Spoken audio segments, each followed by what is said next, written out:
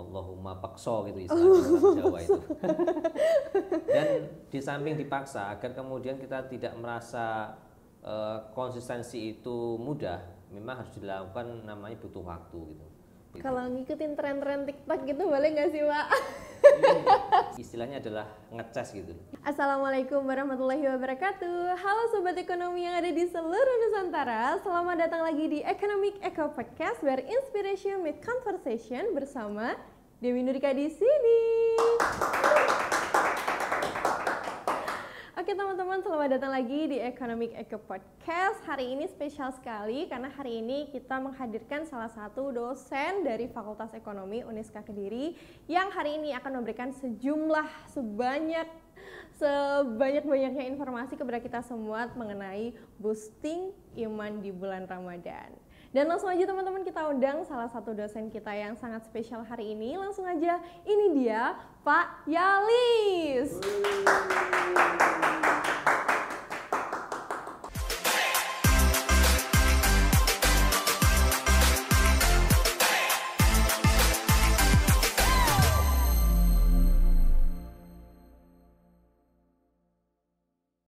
Oke teman-teman, sekarang sudah hadir bersama kita semua Pak Yalis selaku dosen dari Fakultas Ekonomi Universitas Islam Kediri.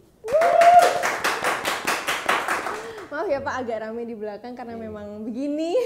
Harus rame. Seolah-olah kalau kita itu memang sedang berpuasa. Seolah-olah. Oke, baik Pak, di sini saya mewakili teman-teman yang ada di rumah mau tanya-tanya seputar boosting iman di bulan Ramadan. Nah sekarang kan lagi booming ya Pak, kayak fenomena ataupun tren yang ada di kalangan anak muda mengenai meningkatkan iman di bulan Ramadan. Nah komentar dari Pak Yalis ini sendiri gimana Pak? Oke, memang kesempatan yang sangat spesial sekali ya, memboster ataupun menjaga keimanan adalah momen yang sangat pas di bulan puasa ini. Nah, bagaimana kemudian kita melihat fenomena di kalangan anak muda? Ya, selama itu kemudian kegiatan ini adalah positif, ya baik. Ini adalah salah satu memang momen di mana salah satu untuk memposting keimanan anak muda adalah dengan cara-caranya sendiri kan gitu. Karena sedikit amal yang dilakukan di bulan puasa itu memang diberikan ganjaran oleh Allah kan gitu. Seperti hal contohnya gini, begini. Biasanya anak muda itu mempersiapkan sesuatu hal itu sebelum bulan puasa itu, membersihkan musola, membuat dekorasi. Ini adalah sebagai bentuk penyambutan di bulan yang sangat istimewa itu. Karena apa? Karena bentuk kebahagiaan kita mendatangi bulan yang ditunggu-tunggu oleh umat muslim di seluruh dunia khususnya. Karena apa? Karena Kanjeng Nabi pernah bersabda, barang siapa menyambut bulan Ramadan ini dengan bahagia, maka haram baginya jasadnya di neraka. Masya Allah. Nah, jadi menurut saya selama kegiatan ataupun fenomena yang dilakukan oleh kalangan muda ini positif, ya akan dihitung pahala oleh Allah. Ini salah satu juga bentuk untuk memboster keimanan kita sebagai manusia. Gitu. Kalau ngikutin tren-tren TikTok gitu boleh nggak sih Pak? Saya termasuk juga mengikuti dan muncul di beranda TikTok tuh memang banyak hal lah. Contohnya membangunkan sahur itu juga salah satu bentuk dakwah ya, sebagai bentuk dakwah, atau mungkin ngabuburit ya toh, atau mungkin mencari takjil, buka bersama kan gitu. Itu banyak nilai-nilai positif yang bisa dibangun ya. Salah satunya apa, untuk memotivasi kita sebagai umat Islam di dalam bulan puasa itu melaksanakan kegiatan-kegiatan yang baik, yang positif, yang tidak lain itu akan kembali kepada diri kita. Ya, istilahnya adalah ngecas gitu. Nah, iman itu sama saja dengan HP gitu. HP itu kalau digunakan terus, dia pasti akan habis baterainya, bahkan ngedrop.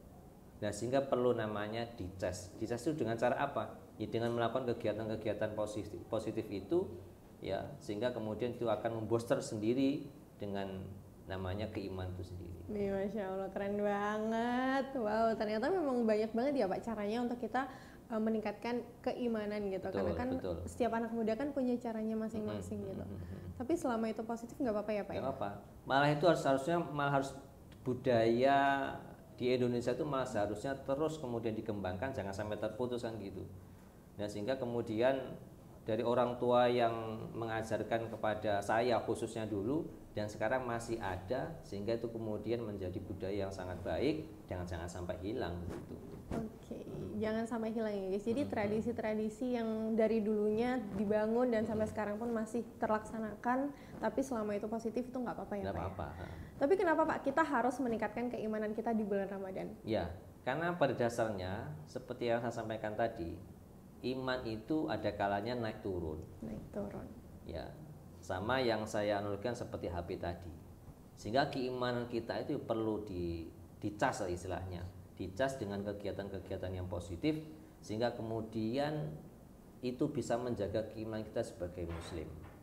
Banyak cara sebenarnya bagaimana agar keimanan kita terus terjaga. Gimana tuh Pak? Gimana?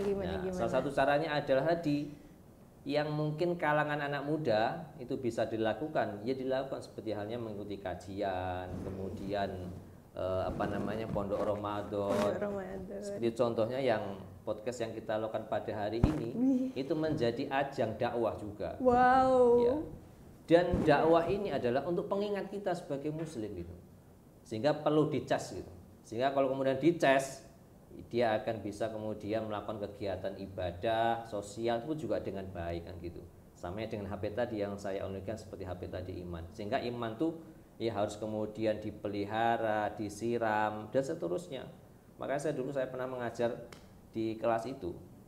Jadi iman itu adalah diyakini di dalam hati, ya, dilakukan dengan perkataan, dilakukan dengan perbuatan. Jadi itu adalah iman yang digambarkan dengan iman, Islam dan ihsan. Jadi tidak cukup orang itu hanya meyakini saja, tapi juga perlu disiram.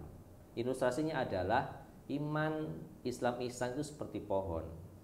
Ya, akarnya ini adalah iman, kemudian pohonnya ini adalah Islam, dan buahnya itu adalah ihsan. Sehingga kalau akar imannya ini baik, ya pasti pohonnya itu akan tumbuh besar, daunnya lebat, sudah pasti dia akan berihsan. Jadi puncak dari kita beriman adalah ihsan.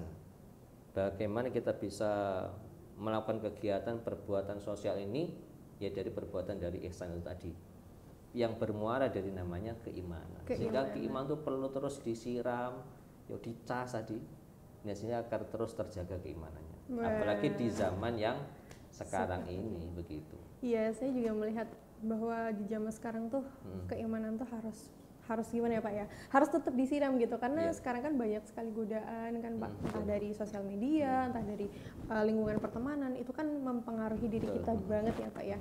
Dan gimana Pak caranya biar kita tetap termotivasi untuk terus melakukan hal-hal yang baik gitu, termotivasi. Termotivasi dengan sesuatu hal yang baik adalah itu tadi. Di samping kita juga perlu mencas diri kita, juga kita banyak mendengarkan kajian-kajian. Ya, karena salah satu itu proses bagaimana kita termotivasi dari ilmu pengetahuan itu. Ya, dari motivasi itu kemudian kita akan terbangun diri menjadi manusia yang baik. Menjadi manusia yang baik begitu. Baik. Berarti memang sepenting itu ya Pak, keimanan, motivasi untuk terus melakukan sesuatu hal yang positif sehingga nanti kita bisa menjadi pribadi yang lebih baik.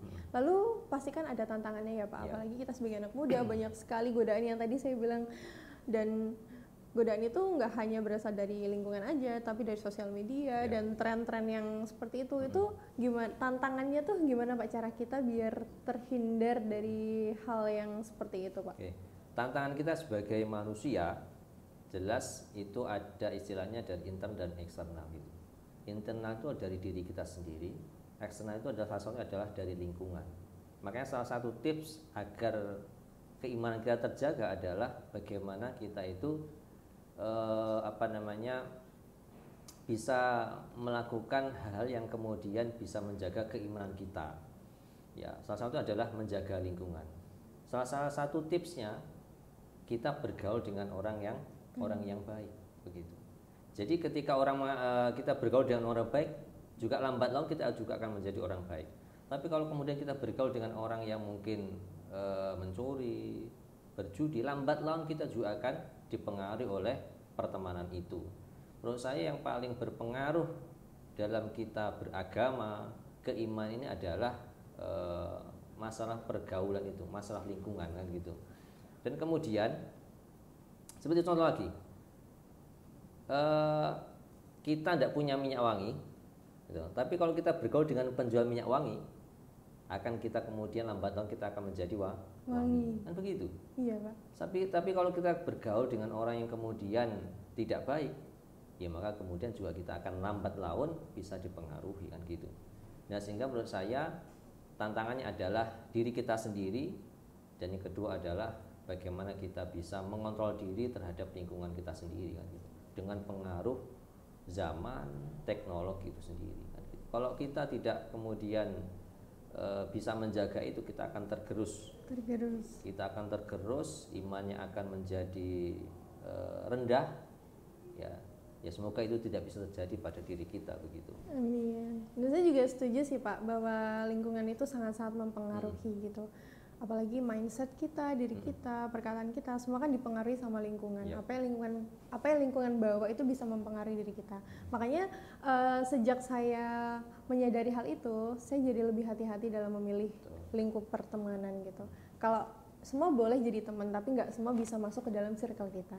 Gitu. Ada lagi begini, ada ilustrasi tentang masalah hati. Karena iman itu adalah datangnya dari hati. Dari hati. Kita ilustrasikan seperti kita naik kendaraan.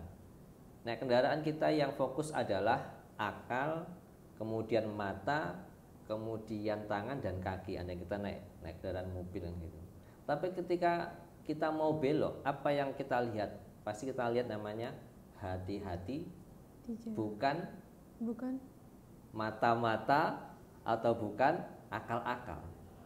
Nah sehingga kemudian menggerakkan diri kita itu adalah semua dari dalam hati. Hati itu apa? Iman itu sendiri. Karena iman itu datangnya di dalam hati.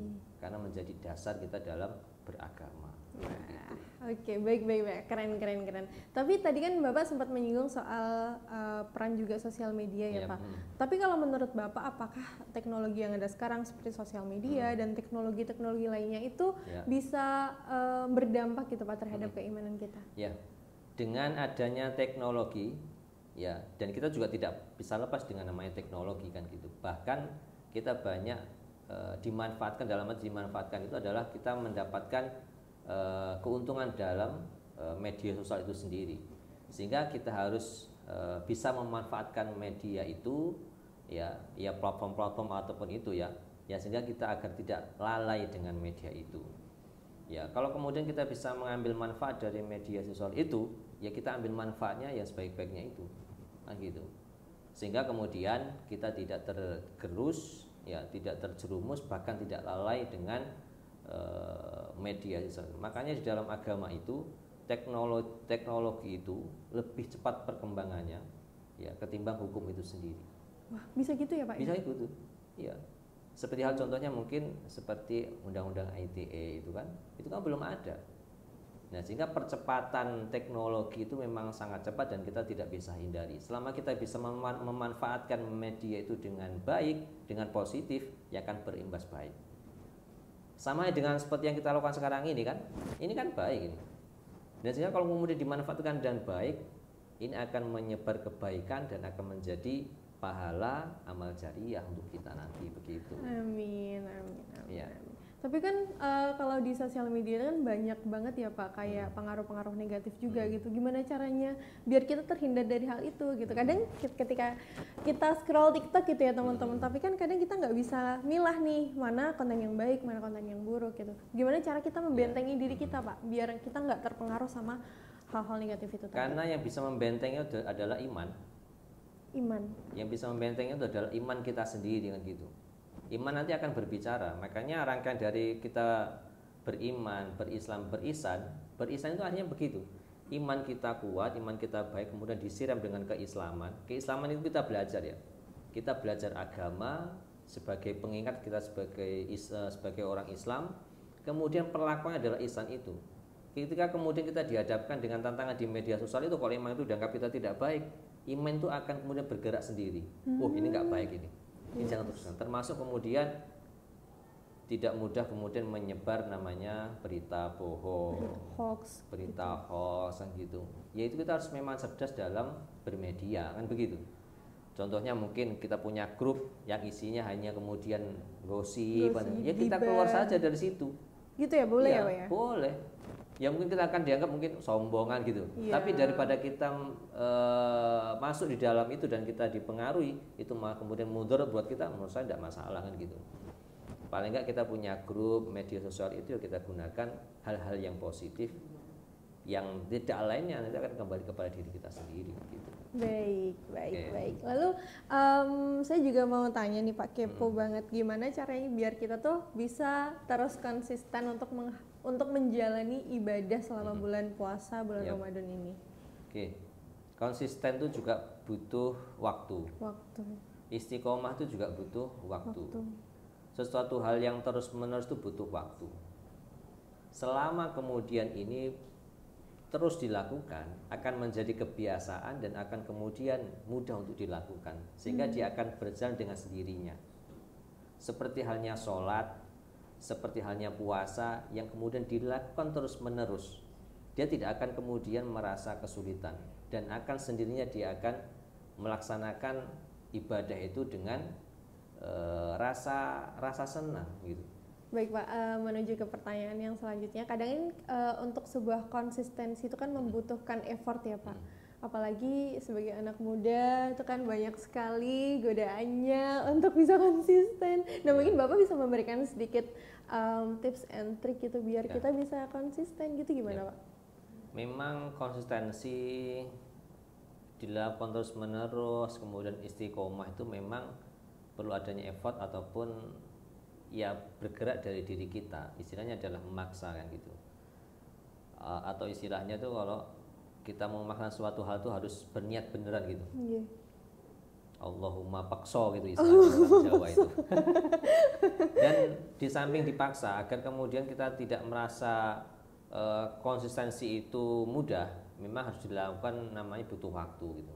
Butuh waktu panjang agar kita kemudian bisa konsistensi ataupun kita terus-menerus dalam melakukan kebaikan dalam masalah agama. Jadi memang tantangan kita itu memang sulit untuk melakukan sesuatu hal itu terus-menerus gitu. Sehingga butuh namanya pembiasaan, butuh namanya sikap ataupun sesuatu yang kita lakukan terus-menerus itu.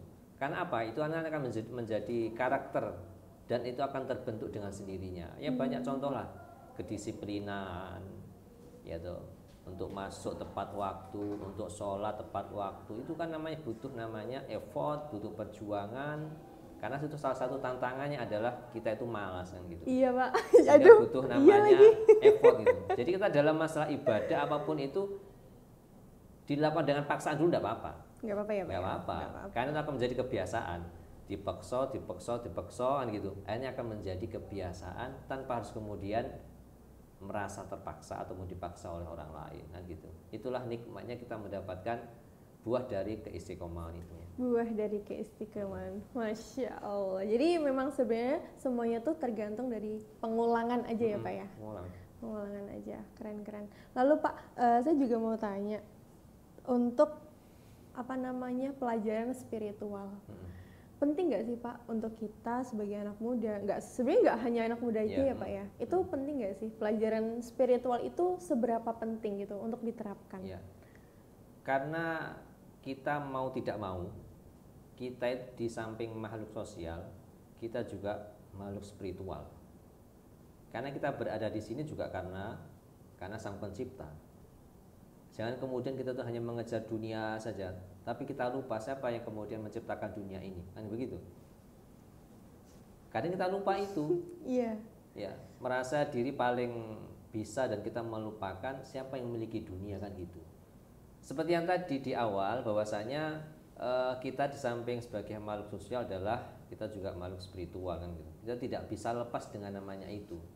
Ya karena kita hidup di dunia ini juga karena ciptaannya. Kita itu diciptakan, bukan kita yang mau diciptakan. Nah sehingga hubungan kita dengan manusia juga kita harus baik, hubungan dengan Allah pun juga kita harus baik begitu. Nah sehingga kita itu harus yang dikembangkan, bagaimana kita itu dari sisi spiritual ini kita harus terus kembangkan. Ya momennya adalah di mana kita ini berada di bulan puasa yang penuh kenikmatan, keberkahan, Allah itu kemudian memberikan diskon pahala sebesar-besarnya kan gitu. Kalau kita mau mengetahui ya bahasa dari Sanskerta itu, bahasa Jawa Sanskerta itu poso. Kamu tahu poso toh? Belum, Pak. Artinya kan sebenarnya mupus rasa kan gitu. Oh. Oh, nggih. Ya, poso itu adalah mupus rasa. Artinya apa?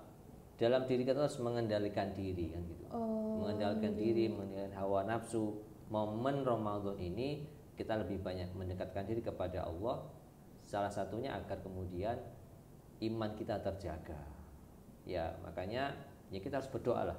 Harus berdoa kepada Allah agar kemudian hati kita, keimanan kita selalu dipelihara dan dijaga oleh Allah. Jangan kemudian setelah kita sholat selesai, assalamualaikum, waalaikumsalam, pulang selesai kan gitu, enggak. Ya, jadi kita harus berhenti berdoa, memohon kepada Allah. Ya, karena keimanan seorang nggak ada yang tahu. Karena ini adalah hidayah. Kan di dalam doa itu kan ada tuh, Rabbana la tuzigh qulubana ba'da idh hadaitana wa hab lana min ladunka rahmah innaka antal wahhab itu.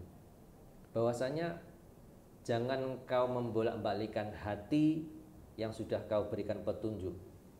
Ya, petunjuknya apa? Ya iman itu sendiri. Ya, sehingga di samping kita itu melaksanakan kewajiban kita sebagai orang Islam, ya kita juga harus berdoa kepada Allah agar kemudian keimanan kita selalu terjaga dan dilindungi oleh Allah. Karena yang bisa menolong kita ini adalah iman. Ya, orang mati itu nggak akan membawa namanya harta kan gitu. Pernah kita melihat orang mati bawa hartanya? Nggak pernah. Ada, Pak. Apa itu? Bawa kain kafan tuh kan. Selain itu? Nggak ada sih. Nggak ada. Nggak ada selain kain kafan, nggak ada. Iya. Semua akan ditinggalkan kan gitu. Nggak ada kan kemudian orang mati bawa HP kan nggak ada. Nggak. Nggak ada. Lucu dong, Pak, nanti bisa telepon. Ya mungkin bisa tanya-tanya kabar kan gitu. Tapi yang kemudian yang diharapkan orang itu pasti meninggalkan iman dan Islam. Ya terus kita dalam kesempatan selalu berdoa kepada Allah kan gitu. Dilindungi keimanan kita tidak hanya kemudian di saat di dunia masih hidup, tapi kemudian saat mati dan setelah mati itu memohon agar kemudian terjaga keimanannya kan gitu. Lalu Pak, mungkin Pak Yalis ini punya sedikit cerita yang unik ataupun inspiratif gitu Pak, sehingga Bapak bisa tetap istiqomah berada di jalan yang benar ya. Gimana Pak? Mungkin bisa sedikit cerita biar teman-teman juga tahu gitu. Oke. Mungkin kalau cerita terkait masalah keimanan ataupun pendidikan ya. Pendidikan yang saya rasakan adalah dari orang tua gitu. Ya mungkin saya bisa begini juga pasti dari orang tua, pasti pendidikan dari orang tua. Mungkin contohnya karena ini momennya adalah bulan puasa. Saya dulu masih kecil itu ya sama orang tua diajak untuk ke musola, ke masjid untuk sholat taraweh kan gitu. Kemudian orang tua saya, ayah saya merintah, ayo ngaji, gitu. Ayo kamu tadarus begitu. Itu kan menurut kita mungkin tidak seneng atau saya pengen pulang kan gitu. Tapi itu adalah pendidikan karakter. Jadi bedakan ya, mengajar. Kalau mengajar itu kan mentransfer ilmu kan gitu. Tapi kalau pendidikan karakter ini adalah bagaimana orang tua saya itu membangun namanya kebiasaan. Momen di bulan Ramadan itu harus banyak tadarus, harus membaca Al-Quran dan begitu. Kemudian sholat taraweh berjamaah. Sehingga saya masih ingat kalau membayangkan saya pengen nangis gitu kan. Ada di mana orang tua ketika saya jadi imam itu ada di mana surat yang beliau terus bacakan itu. Dan ini saya lakukan gitu. Jadi ketika saya jadi imam itu ya saya baca itu. Surat itu saya baca gitu. Dan itu mengingatkan bahwasanya itulah pendidikan karakter yang kemudian diajarkan oleh orang tua kepada anaknya dan saya masih ingat sampai sekarang. Kan begitu. Dan itu saya terapkan juga kepada anak saya. Gitu. Jadi butuh namanya pembiasaan memang harus dari kecil gitu. Berarti parenting seorang orang tua tuh penting banget ya Pak ya? Betul. Karena itu juga termasuk dipengaruhi karakter juga dari lingkungan, yaitu karena keluarga itu kan lingkungan yang paling terkecil kan. Iya. Dari kita tidur sampai tidur lagi itu kita pasti selalu bersinggungan dengan orang tua kan gitu. Dan itu menjadi kita akan terbiasa, karakternya akan terbentuk dengan sendirinya gitu. Ya contoh kecilnya banyak lah. Seperti halnya saya ditegur nggak boleh pakai celana pendek itu. Gitu ya Pak ya. Padahal itu mau bantu orang tua kan gitu. Oh. Tapi ternyata begitu orang tua mengajarkan, jadi hal di mana tidak baik itu ya langsung kemudian diajarkan di situ. Ya sehingga sampai sekarang saya tidak pernah pakai celana pendek kan gitu. Karena menurut beliau itu aurat dan sebagainya gitu. begitu. Masya Allah. Keren. Kan ya semoga itu akan menjadi amal jariah beliau lah. Amin. Gitu. Karena masih diteruskan ya Pak Ya. ilmunya sampai sekarang pun diterapkan Iya. ke Kemudian anaknya. ini saya terapkan juga ya. Jadi cerita-cerita pengalaman ini juga saya ajarkan ke teman-teman mahasiswa gitu. Oh gitu. Iya, saya ajarkan ke teman mahasiswa bahwasanya bebas kita tuh mau berpakaian apapun bebas, tapi selama kemudian itu melanggar menutupi aurat ya jangan. Termasuk kemudian laki-laki menggunakan celana pendek di atas lutut itu kan aurat. Ya sehingga pengalaman itu ya saya share dan kemudian akan jadi pelajaran juga buat teman-teman begitu. Masya Allah. Dan saya juga jadi ikut belajar Pak. Gara-gara mendengarkan cerita dari Pak Yalis jadi saya ikut belajar. Tapi menurut Bapak apakah sebuah keimanan ini berdampak jangka panjang terhadap kehidupan manusia? Ya.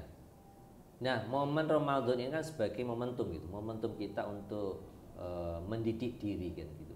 Mendidik diri. Mendidik diri karena Ramadan itu madrasah. Kita belajar di mana di bulan puasa itu kita tidak boleh melakukan sesuatu hal yang kemudian bisa membatalkan bahkan bisa menghilangkan pahala puasa. Nah, kita itu dididik di bulan Ramadan ini ya, berpuasa, menahan diri dari hawa nafsu, kita melaksanakan sahur, kemudian buka puasa, tarawihan gitu. Jadi itu kebiasaan-kebiasaan yang dilakukan 1 bulan yang kemudian hasilnya nanti setelah Ramadan ini tetap berlangsung, jangan sampai hilang begitu. Nah, ini yang perlu kita pahami bahwasanya di bulan Ramadan itu adalah bentuk di mana kita belajar agar kemudian terbentuk pembiasan-pembiasan itu. Mungkin sebelumnya belum pernah tadarus, tapi di bulan Ramadan ini tadarus, baca Al-Qur'an, ya kemudian ikut kajian, mendengar dakwah kan gitu. Harapannya apa? Karena orang-orang yang beruntung itu adalah bisa lebih baik dari bulan-bulan yang sebelumnya. Masya Allah. Contohnya kita berhasil di bulan Ramadan ini berhasil apa? Apa contohnya? Ya kita akan lebih baik. Akan lebih baik. Dan kebiasaan baik itu terus berlangsung gitu. Betul. Ya, Pak? Jadi contohnya begini, amaliyah ataupun amalan di bulan puasa itu yang paling baik adalah membaca Al-Qur'an gitu. Ya, karena salah satunya Al-Qur'an itu diturunkan pada bulan Ramadan. Syahrul Ramadan alladzi unzila fil Qur'an hudal linnas. Nah, jadi amaliyah yang paling baik di bulan puasa itu adalah membaca Al-Qur'an. Nah, ada pertanyaan begini, ngapain, Pak? Karena ada cerita ini. Ada seorang anak tanya kepada bapaknya, Pak, ngapain membaca Al-Quran? Mau nggak tahu artinya begitu? Oh iya, saya juga pernah tuh ditanya. Ngapain baca Al-Quran tapi nggak tahu artinya? Lantas orang tuh memerintahkan anak, wes kamu sekarang ambil air dengan membawa keranjang. Kemudian diambillah air itu, bolak-balik tidak ada airnya, karena keranjangnya bolong.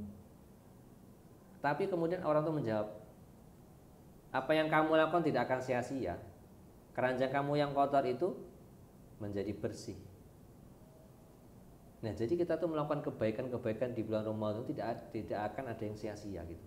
Semua itu pasti akan ada pahalanya, ada kenikmatan yang bisa kita lakukan.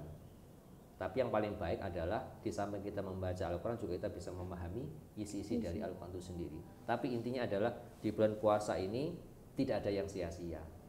Seperti yang di awal tadi, sedikit amalan yang kita lakukan akan diganjar oleh Allah. Nah, sehingga kesempatan kita bertemu di bulan Ramadan ini jangan disia-siakan. Sehingga kalaupun jangan disia-siakan, paling tidak di bulan Ramadan ini menjadi bulan yang terbaik. Bulan terbaik sehingga akan kedepannya akan menjadi lebih baik. Ya dampaknya tadi akan kita terdidik akan membentuk karakter kita menjadi lebih baik begitu. Masya Allah, keren banget teman-teman. Banyak sekali pelajarannya hari ini Iya, Pak Yalis, dan semoga ini pelajaran ini bisa diambil hikmahnya oleh teman-teman, dan juga informasi ini bisa diaplikasikan juga oleh teman-teman yang ada di rumah, sehingga ini bisa bermanfaat untuk lebih banyak orang lagi. Aku mau ucapin terima kasih banyak kepada Pak Oke, Yalis yang sama-sama. sudah main ke Economic Eco Podcast. Terima kasih sekali lagi pada Pak Yalis yang sudah hadir ke Economic Eco Podcast untuk main di sini dan sharing bareng kita, bareng teman-teman, sehingga bisa memberikan lebih banyak manfaat kepada orang banyak. Gitu. Dan semoga nanti kita bisa bertemu lagi Pak di lain Siap. kesempatan untuk memberikan informasi yang lebih informatif lagi. Sekali terima kasih, dan juga teman-teman jangan lupa untuk saksikan Economic Eco Podcast di episode yang lainnya, karena kita tidak akan mengecewakan teman-teman dan akan membawakan narasumber yang spesial lainnya. Terima kasih atas kesempatannya hari ini. Terima kasih dan wassalamualaikum warahmatullahi wabarakatuh.